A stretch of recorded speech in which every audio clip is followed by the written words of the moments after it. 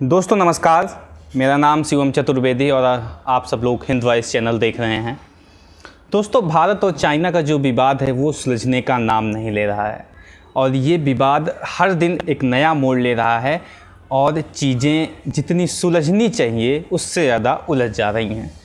दोस्तों, कल की खबर है, जो हमारे CDS हैं बिपिन रावत, उनका एक बयान आया और उसके बाद ये सारा विवाद फिर से एक तरह से तरोताज़ा हो गया।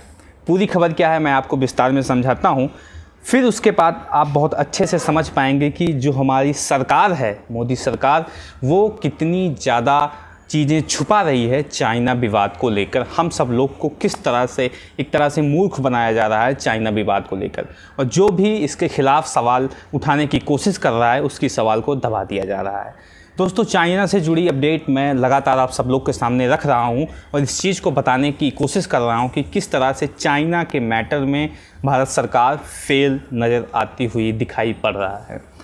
दोस्तों, CDS बिपिन रावत ने कहा कि अगर बातचीत से चाइना और भारत का विवाद नहीं सुलझता है तो हम सैन्य कार्रवाई के लिए तैयार हैं, हमारे सैनिक तैयार हैं।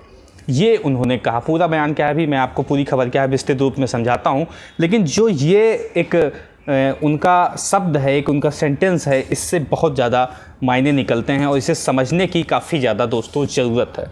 अब इसको समझिए आप कि ऐसा वो क्यों कह रहे हैं कि अगर चाइना बातचीत से नहीं समझता है, बातचीत से नहीं मानता है तो हम लोग सैन्य कार्रवाई करने के लिए तैयार हैं। इसका मतलब सीधा सीधा है दोस्तों कि जो भारत सरकार अभी तक, मोदी सरकार लगातार इस बात को कह रही थी कि सब कुछ सामान्य हो गया है, चाइना पीछे हट गया है, वो बिल्कुल भी सही नहीं है। चाइना अभी भी अपने उसी जगह पे मौजूद है जहाँ पे वो पहले था, कोई पीछे नहीं हटा है।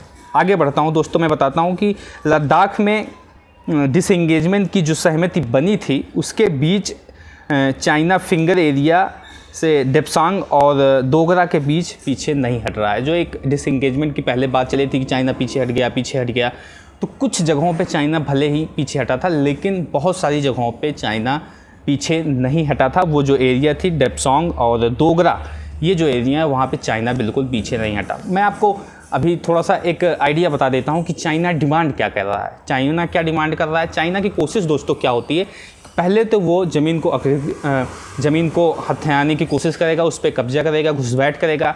फिर जो दोनों तरफ से बातचीत होने की प्रक्रिया शुरू होगी तो चाइना कहता है कि भाई हम तो पीछे हट रहे हैं, साथ साथ आप भी पीछे हटिए। ये चाइना कहना शुरू कर देता है दोस्तों।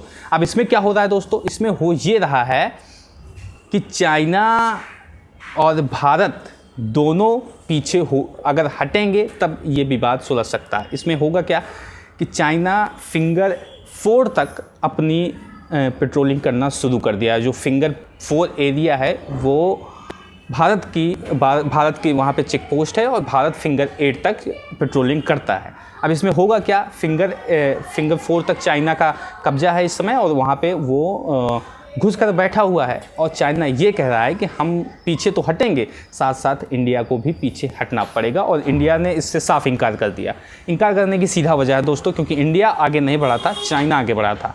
तो चाइना इस बात पे राजी हो रहा है कि अगर दोनों तरफ से डिसएंगेजमेंट होगा और दोनों तरफ से सेनाएं पीछे हटेंगी तब हम पीछे हटेंगे। अब इसमें फ़ायदा सीधा सीधा दोस्तों चाइना को होगा। सपोज़ वो फिंगर 4 तक चाइना आ चुका, अगर पीछे हटता भी है तो फिंगर 8 तक तो पीछे हटेगा, फिर भारत भी इधर पीछे हटेगा, तो ऐसी बहुत सारी ज़मीन चाइना के कब्जे में आ जाएगी दोस्तों। ये बात जो है कहीं से भी सही नहीं है और भारत सरकार को इसमें स्वतः संज्ञान जल्दी से जल्दी लेना चाहिए।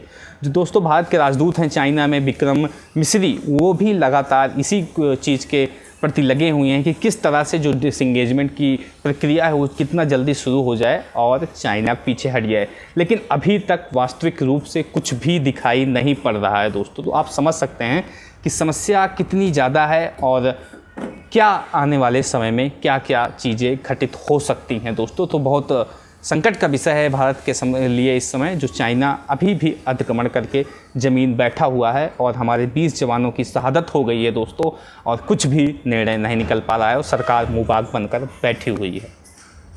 तो दोस्तों ये खबर थी आज, और पुख्ता खबर है, अच्छी खबर है। कई सारे न्यूज़पेपर में भी छपी थी, लेकिन इस अंदाज में खबर नहीं छपी थी जिस अंदाज में मैं आप सब लोग को खबर ये बता रहा हूँ। तो दोस्तों आपकी राय क्या है इस खबर को देखने के बाद, कमेंट बॉक्स में बताएं। साथ ही साथ वीडियो को लाइक करें, चैनल को जरूर से जरूर सब्सक्राइब करें। मिलते हैं इसी तरह किसी और वीडियो के साथ, तब तक के लिए नमस्कार।